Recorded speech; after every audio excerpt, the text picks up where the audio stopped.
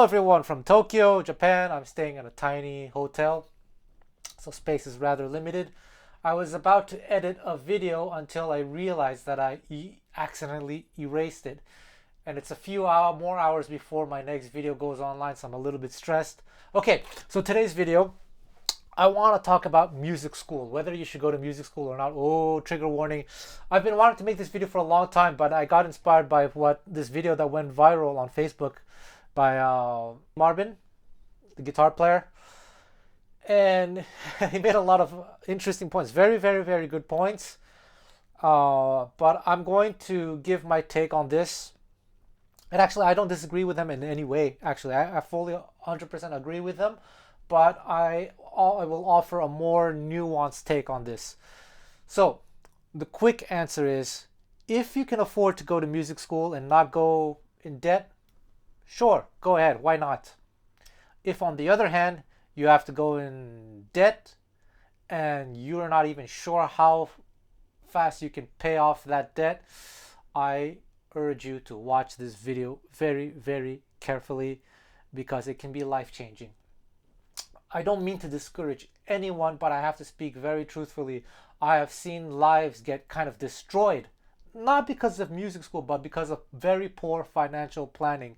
You can, if you're not careful with money, you can dig yourself into a hole that is maybe even statistically impossible to get out of.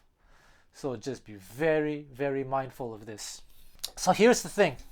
A lot of people, when they talk about music schools, and one thing I want to add is that I come from an international perspective. I'm not thinking just from an American, North American perspective, a Europeanist perspective, but my career has allowed me to, I guess, become familiar with different cultures around the world. Well, namely in Europe, North America, and East Asia. So I'm going to be talking about things from all those different perspectives, and certain points will be made about that. But for a lot of people, when we think of music school, one name comes up quite often. It is the Berklee College of Music, because Berklee College of Music spends a lot of money on advertisement. They have recruiters. A lot of these schools have recruiters and everything to really hype up their schools. And when I was younger, I wanted to go to Berklee too.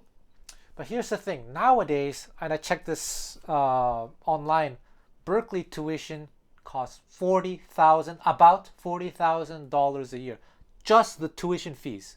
Remember, there are other fees. I'm not even talking about housing fees, living expenses, but there are other fees related to going to Berklee, and that quickly adds up. I didn't do the math, but let's say at the very least $40,000 just for tuition.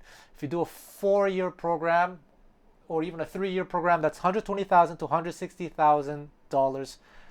Boom. Yikes. If you want to go to the Manhattan School of Music, it's $53,000 just for the tuition alone, if I'm not mistaken. Because some of the sites, sometimes they say just the tuition, sometimes they include the extra fees and housing and everything. But from if I'm not mistaken, I just look at the tuition itself. So remember, minimum $53,000 for the Manhattan School of Music. Another very popular school is the University of North Texas, the very first jazz school in the world.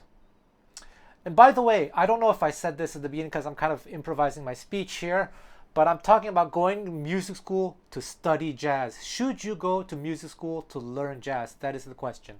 Well, my answer is no, but we'll get there.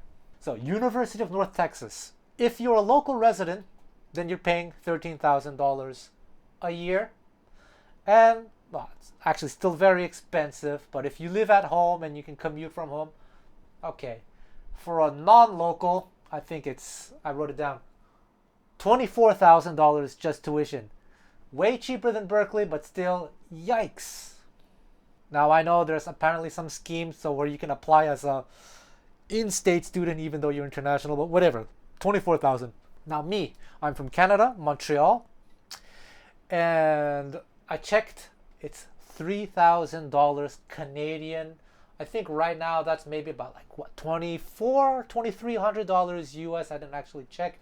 2,300. No, so that's way, way, way cheaper, and that's already starting to look kind of reasonable. But remember, this is just the base tuition fee. Things add up very, very quickly. They have other fees like you have to take private lessons. That's not included in that. So just be aware of this. Now, here's the thing. When I was a student at McGill, it was actually $1,600 Canadian. That's about 1,000 US dollars at the time for 1 year. Isn't that amazing? And of course, my dear parents helped pay for this. Bless them. But actually, the reason why it's so cheap is because we have this thing where if you're a property owner in Quebec, in the province of Quebec, you pay this thing. I don't know what it's called in English, but in French it's called taxe scolaire. Just in case you don't know, Quebec is a French-speaking province. But taxe scolaire, I guess in English, like education, school tax, I think, school tax. That's what it's called. So that subsidizes our education for local residents. But check this out: international students for the same school, they will pay $28,000 Canadian a year. And I think I read an article where they're trying to raise it even more. So this is insane. 28,000 Canadian. What's that? 20,000 US or something like that. Insane. No. There's a popular school. Cyril Aimé went to the school. It's Purchase in New York, not so far from New York City. Now, if you're an in-state resident, it's 3,500 US. And if you're from out of town, 8,500. For New York, yeah, that's all right. That's all right. There's another school. I think it's called the Aaron Copland School of Music in east part of New York City. That's a very popular school because they will take just about anyone who applies as long as they can pay the fee. It's not outrageously expensive, but it's still expensive. For me, it's still a no-go. Okay, so I'll give you some figures. Oh, one more. Brussels, the Royal Conservatory, I think, of Brussels. Now check this out. If you're a resident of the EU, European Union, 350 euros a year. Now that's a deal. Yes, go. You must go. If you're coming from out of town, out of the EU, it's 1,800 euros. That's still pretty cheap. Still expensive, but still actually pretty cheap.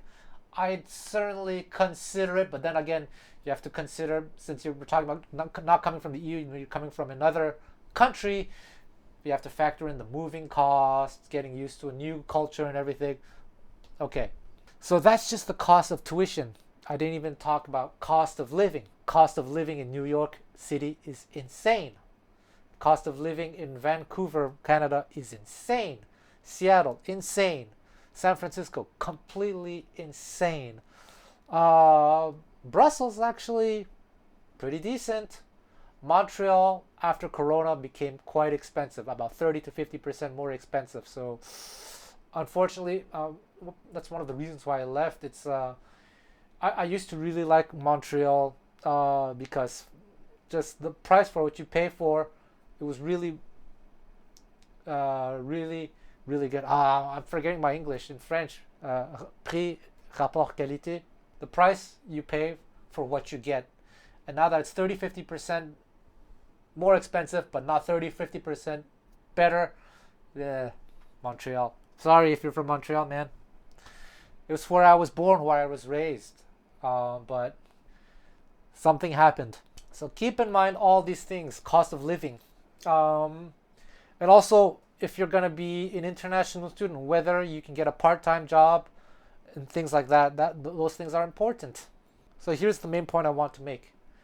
Good players are already good. They don't need to go to music school. And for example, if you go to Berkeley and you manage to get a full scholarship, then you definitely don't need to be going to Berkeley. If you manage to get a full scholarship to Berkeley, it either means two things. You're really, really, really good, or two, you're the child of someone famous. And chances are, if you're the child of someone famous and important, maybe you already have the money. Maybe you don't even need the scholarship then. Well, actually, I know the son of a teacher at Berkeley got a full scholarship. I've never heard this son play. I'm sure he must be good, but I have a feeling, it's no proof, but I have a feeling it's because he's the son of a teacher. Otherwise, Berkeley is a school that takes just about anyone that can pay and can kind of somewhat play their instrument, let's say half decently. And what's very interesting is they have this rating system. Actually, I never went to Berkeley, but I have so many friends who did. So they've told me, like, over the years, over the past 20 years, many Berkeley students have told me how it works. Apparently, it's changed a little bit, but they have this tier system. So when you go to Berkeley, you do the audition, and they're going to rate you. And if you play super, super well, you get the highest rating. And therefore, you get to take the best classes and study with the best teachers. Okay, sure, why not? Still overpriced if you don't have a scholarship. But if you get the highest rating, chances are you get a really nice scholarship, if not a full scholarship. Here's the thing. If you're not that good, then in my opinion, you shouldn't be spending that kind of money. I'm looking at notes, by the way. Nowadays, you have resources like the internet, books, and whatnot that easily cover the core curriculum of music schools at a fraction, a tiny percentage of the cost of Berkeley. Moving to other cities, are you able to afford the cost of living in said cities?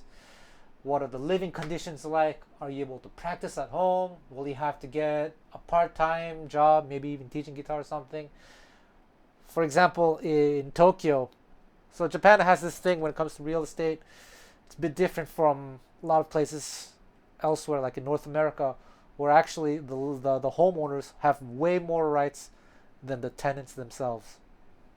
And you're not supposed to be playing music in your apartment unless you explicitly have the permission, or you can kind of risk it. See, this is an electric guitar, so it's fine, but like acoustic guitar, or if they can even hear, the next door neighbor can hear and you can get in trouble. Be very careful. The way people practice, actually, they rent practice rooms, and it starts to get expensive.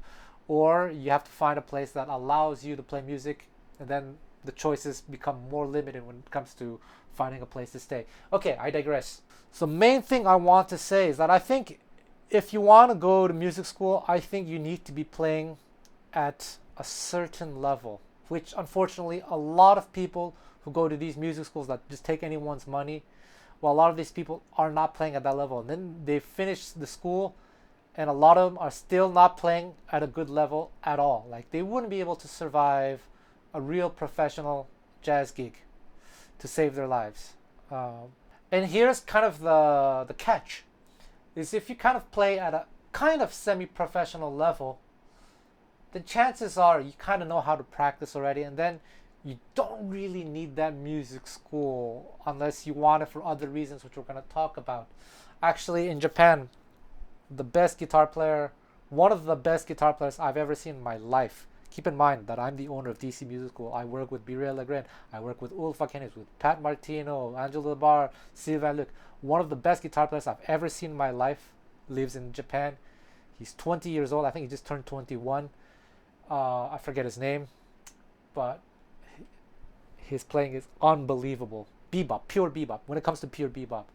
And he's not even studying music. So that says something.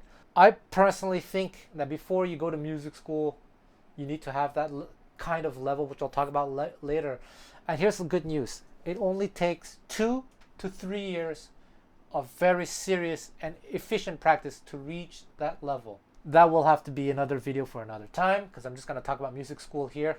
So if you're able to take 2 to 3 years off, then I would suggest you do that if your playing is not up to par. Now, of course, there are music schools that have very strict requirements. You have to already be playing at the level that I mentioned.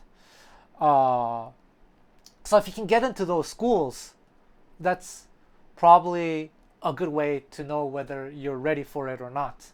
Actually, I don't know, but I think, the Manhattan School of Music or New School in New York are some of those schools where if you can't play, they won't take you because they have a reputation to maintain. So that's one thing you can do. Even if you don't plan to go on that school, you try to do the audition. See if you can pass it. If you can pass it, it's pretty good. But then, if you're already playing at a somewhat semi-professional level already, why go to music school then? Well, if you have a lot of money to burn, you come from a rich family, why not? It can be fun. You can make, will be maybe easier to network, potentially easier to network. But remember that networking only works best if you have something to offer. kind of a bit of a capitalist world in that sense. Imagine, like, you're a really nice person, but you can't play to save your life. How are you going to build kind of a network, a musical network in this way? Because people who have something that maybe you want will probably realize you don't have the level. So, but then there's another reason. There are people who are coming from outside, from another country, international students. And for a lot of them, this is a way for them to get a visa to live in a country. One of the most popular countries would be the United States. It's actually the same for Japan. I'm not talking about music, but a lot of people want to live in Japan. But unfortunately, the government, the policies are very, very anti-immigrant. And kind of one way to do this is to get a student visa, to go sign up at a language school. And then they can live in Japan for as long as they can pay every year 8,000, 7,000 US. Oof. Just to be able to live in Japan. So for the USA, if you go to music school as an international student, what then happens is after you graduate, you can kind of apply for this extension that allows you to stay an extra year. In that extra year, so you do 4 years of music school. Hopefully you've reached a decent level. That's enough time. Hope you didn't just party. Then the extra year, you need to be making connections.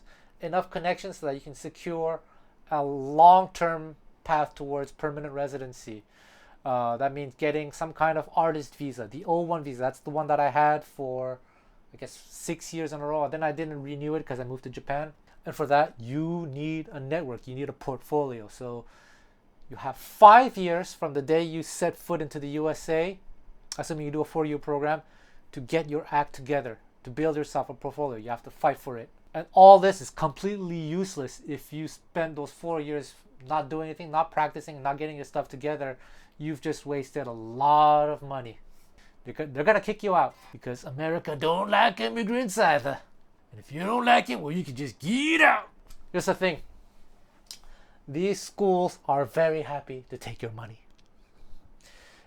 These are schools where you don't necessarily even have to be good to get in, and you can graduate without even being really to show anything for you. Just get a piece of paper. And as I said, there are also schools that require you to audition, and they have a very, very strict audition requirements. But like I said, if you pass those auditions, do you need to go to music school? Now, another reason to go to music school is to stay within the academic family. Now, this is not something that people necessarily aspire towards, like before they start. You're 18 years old. Oh, I'm going to go to this music school so I can get a job at this music school. Said no one ever. Nah, just kidding. But that is something that people do. They don't necessarily work as teachers. They can do different jobs. They can work in administration. They can work in different departments of the music school. Some people are recruiters.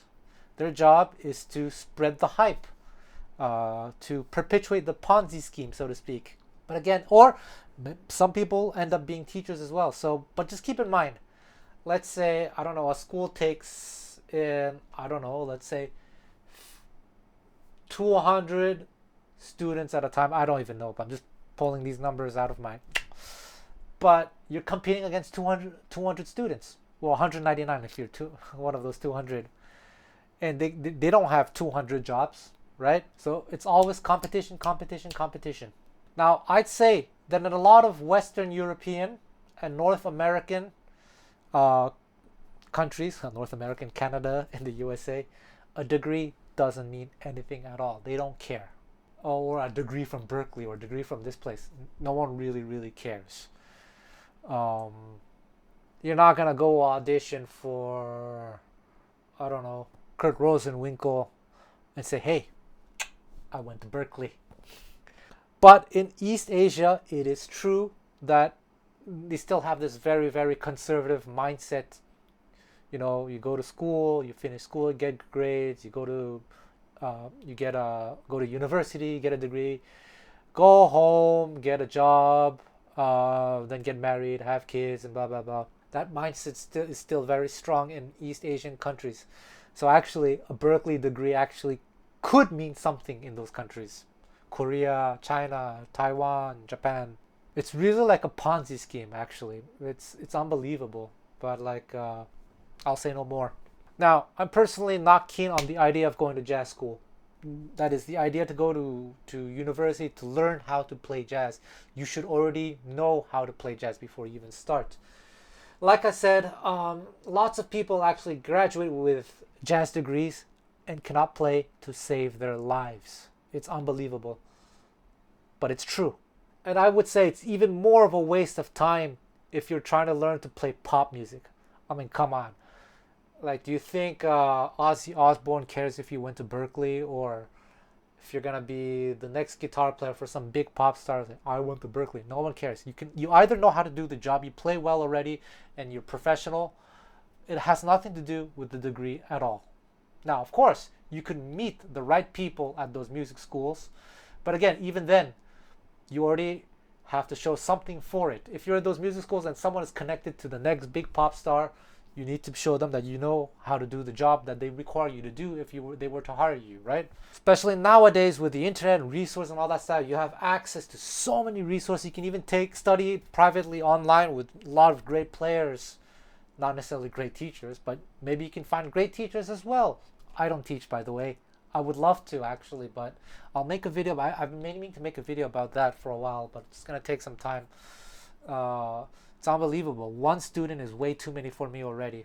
So you can do this from the comfort of your home, but jazz music and a lot of styles of music is a style of music where the environment plays a very, very big role in how you develop as a musician. And generally, and also it can be highly motivating to be in the right environment. And well, it's especially important to learn how to play with other people. If you're only at home with your backing tracks, it's only gonna get you so far. It's like my friend in Taiwan, Eric, said the other day, just a few weeks ago, he told me, man, it's one thing to be at home playing with my backing tracks and oh man, it's starting to feel good, it's working. Then you're at a jam session playing with real musicians. It's a completely different feeling, and it's a skill that you have to learn as well. All this to say that if you're going to school to learn the basics, I suggest you go to the cheapest one, or you learn on your own, or you move to a city with a good environment and you learn on your own.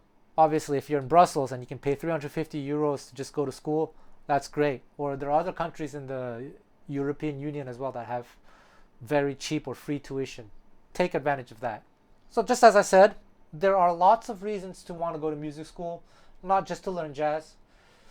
And then you can go, of course, but the question remains, can you afford it? Here's the thing, a lot of these big schools spend a lot of money playing mind tricks to entice you. They have recruiters. Their job is to hype things up. I witnessed something very funny one time.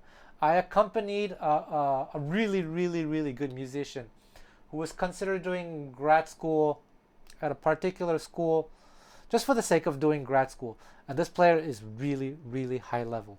And we went to the school together to visit.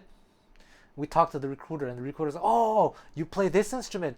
Oh, we have one of the best in our country who plays, who can teach you. Now, the funny thing is that this teacher actually couldn't play to save their life. And it would be ironic that the student would be able to teach the teacher way more than the other way around. So remember, they have these people who just know how to sell you things. And if you're gullible, you might fall for it. So here's the thing. This player that the recruiter was hyping up is actually very famous in that country. But they're famous as a classical musician, not a jazz musician. They're kind of like a classical musician that kind of dabbles in jazz, but any jazz player who has good ears will know that that person can't play jazz. So I just wanted to give you that little disclaimer there. So these schools, they push all these famous players that went to their school. Some of them didn't even graduate. I don't think John Petrucci graduated from Berkeley. Steve Vai didn't graduate from Berkeley, or whatever, whichever. These aren't even jazz players, but just to give you an idea of how like they try to manipulate facts or cherry pick. The really good players were already good before they started music school. And then those schools will give big scholarships or full scholarships to really, really good players So then they can say, oh, this player went to our school, check it out, you can be like this person. Unfortunately, no, you cannot. Well, maybe you can, but you have to work hard, and you can reach that level without having to go to said school. I actually know some people who got full scholarships to Berkeley, and I knew some of these people before they even went, and yes, they were really, really, really, really good. Quinn Bashan is one of them. He has guitar lessons and violin lessons on my DC music school. Check him out, Quinn Bashan. I knew him when he was like 15 or 16. And he didn't have to go to Berkeley, but they gave him full ride, paid for everything. So why not, right? Actually, I think he told me he almost got in trouble because he had so many gigs. He was always going on tour, and the school was getting angry at him for being a professional musician. And then since you're that good and you go to like a school like Berkeley, you get the higher tier courses, the best teachers, and probably they're going to parade you around, so you get your reputation, like a big boost of ego, and then you can, of course, maybe make better connections. They don't tell you that if you're, let's say you're not at the level, you go there, you still trying to learn how to play a blues, you know? Don't go in debt for music school. I can understand going in debt for business school, law school, med school, but definitely not jazz school. There are even graduate programs in certain countries where they take complete beginners, people who have never played jazz before, or can barely play their instruments, and then they graduate after 2 years. They get a jazz master's degree, and they can't play. They can't play Autumn Leaves. They can't play Blue Bossa. That exists. So you see, a degree means nothing. If you really want to go, ask someone that you trust to assess your level, or take one of the auditions at one of the schools that are really strict. I think Manhattan School of Music, New School maybe. What's it called? That's the famous one. Juilliard, I think. I don't know actually how their auditions work, but I think it's high level. Or there's some in Europe. I think the school in The Hague or in Amsterdam, the conservatories there require you to be already a tier 1 level player, maybe even tier 2. I'll talk about that later. If you can pass those auditions, okay, then you're probably good. But here's the thing, if you're already good, you probably already know you're good. Then again, maybe I'm wrong, because some people don't know that they're bad and they think they're good. I digress. So let's say you follow my advice, you take 2 years, maybe even 3 years to get your stuff together, to reach that level, to catch up. Then try to get a scholarship, the highest amount you can get. So if it's Berkeley, just remember that 50% tuition off is still $20,000 US just for the tuition itself. Outside of living costs, there are lots of other extra fees that you have to pay for. Quite honestly, for me, even if I had a kid who wanted to go to Berkeley, even 75% is unaffordable. It's insane. Now, looking at my list, actually Brussels is looking really, really, really good. And especially if you're an EU resident. But if you're an EU resident, like I think Germany and Denmark, they all have other comparable schools. But I like Brussels in particular because the music scene in Belgium is really, in my opinion, is really good. It's small, but the players are really high level. You'll find bebop, you'll find modern jazz, you'll find lots of different styles of music actually. In Europe, in Western Europe, in the major cities of Western Europe, generally the music scene is really, really, really good. So Brussels looks really, really good. I am not affiliated with that school in any particular way. I think it's the Royal Conservatory of Brussels or something. But I only found this out just now as I was researching. Wow, that's how much it costs. I'm just looking at the price to quality ratio. I don't know how to say that in English. What's the word? But then again, you have to ask yourself, do you plan to stay in Brussels after? If so, well, Belgium is not an English-speaking country, so the more you can speak the local language, the better it will be. And you have two of them, and they're kind of like at war with each other. Either you speak Flemish or French, because if you can speak the local language, you can network better with the locals. So if you live in the state of New York and you're close to Purchase, and you can live at home, $3,500 a year is not so bad. A fortunate fact of life is people have different advantages and disadvantages. I was lucky that I was able to stay at my family home and just pay $1,000 US a year for my education. That was so cool. But just remember one thing, that you becoming a good musician or a good jazz musician, just a good musician in general, that depends solely on you, not on the music school. A lot of the core classes, like harmony, ear training, whatever, they're pretty much all the same no matter where you go. You're going to learn your scales, your modes, your basic harmony 251 that don't really mean much. You can talk the talk but not walk the walk, right? So no matter where you go, so if you're gonna pay like $40,000 a year just to learn like this is Dorian, this is Ionian, this is a 251, this is the chord progression, Donnelly, sorry, but you're crazy. Best go to Brussels or something like that. You know, it's really cheap school. We talked about environment earlier as well.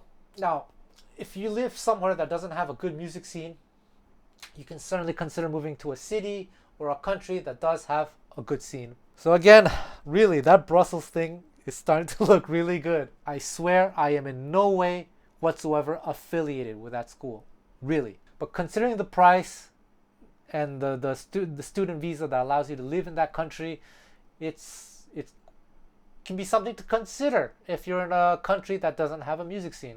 You can check other European cities to see what kind of tuition, international tuition fees they have. Maybe if you find something in Germany or something, or in England. But again, if you're going to Germany, there's the local language factor to deal with. Probably in Europe, one of the best places might be the Netherlands, where pretty much everyone speaks English, if that's where you're coming from, if you're an English speaker, right?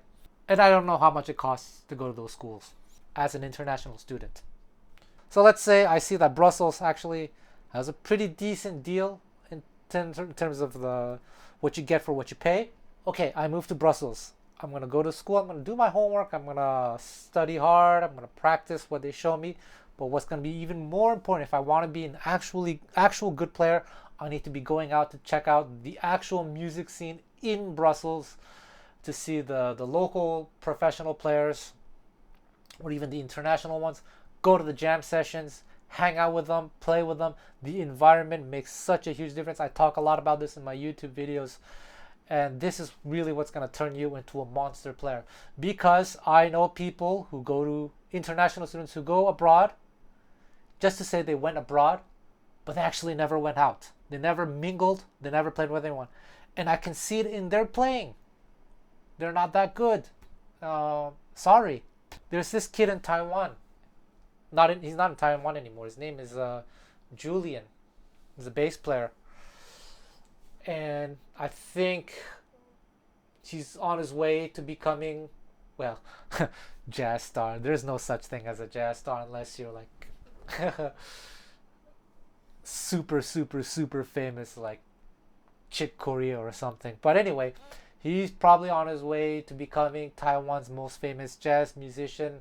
And I saw the habit that he had that a lot of people in Taiwan did not have. He was always going out. He was always asking questions. He was talking to everyone, trying to take lessons with everyone, and listening to the music. That's how you have to be. You have to be like Julian. He's a bass player, by the way. He's in New York now. He was in Amsterdam before, and then he went to New York. I think he's studying at the Manhattan School of Music. So it all depends on you, not the school. I really strongly suggest that if you cannot pass the basic audition to get into one of these strict schools, to take a year or two, maybe even 3 years to catch up, to get to the level where you can pass the audition. Then you go to whichever school you want to go. The better you are as a musician before you start music school, the better you'll be able to take advantage of the environment, and the easier it will be to network for future collaborations or something. And if you're rich beyond belief, and you get to go to New York or something like that, then by all means go to New York, but don't just go to the school. Go hang out with the good players. A lot of people go to this Aaron Copland School of Music, but they can't. It's one of those schools that'll just take just about anyone who can kind of play half decently. But there are some people, international students, who just stay in that school. They don't go out. You need to go out. You need to get your ass kicked. A lot of people in these countries, like in Western countries, they can be mean. They can be bullies. They can like make fun of you. They're assholes. But here's the thing: don't let it get to you.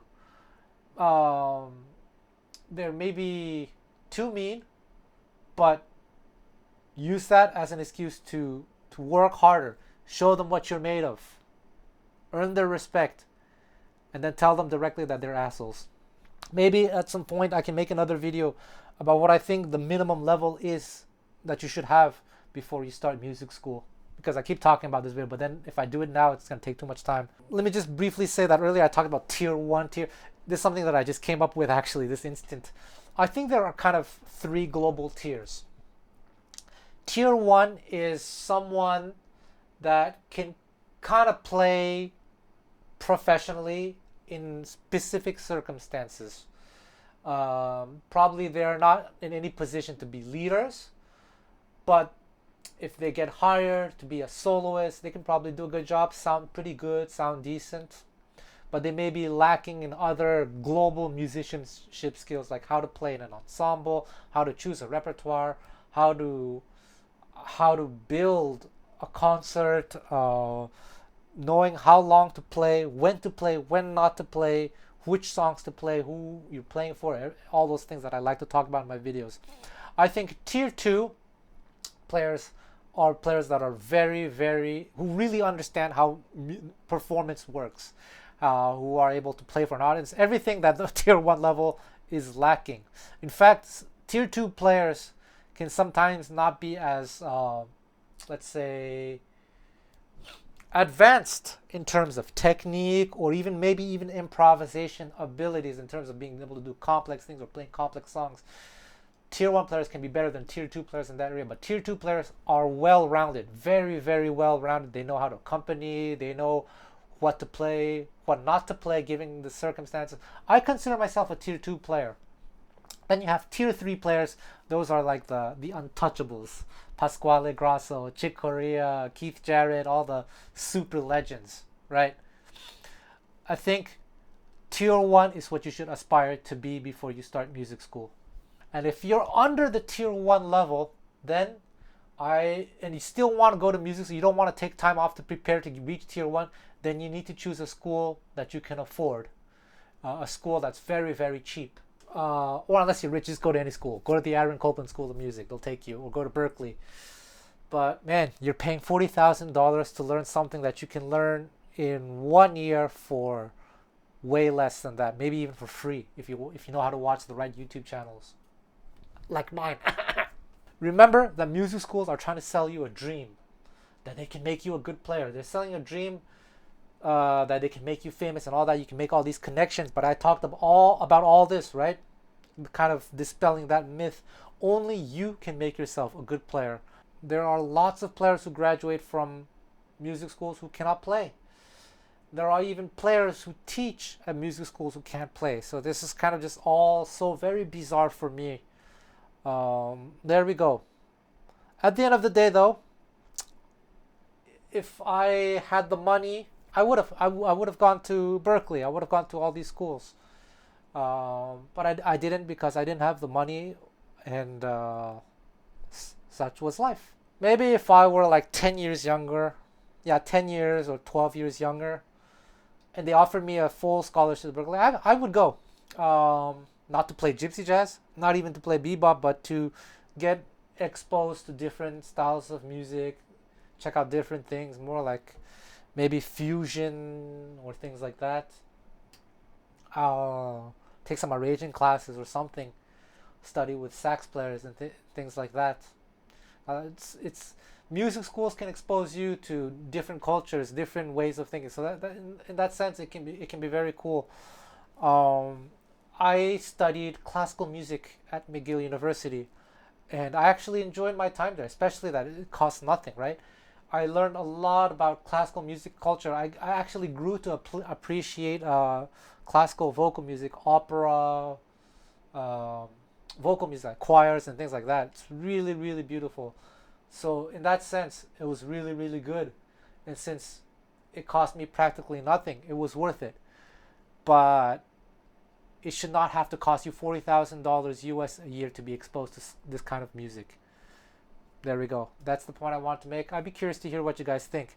And if you guys want to support me, DC Music School, Sound Slice, buy some music on Bandcamp or something, leave a comment. Thank you so much.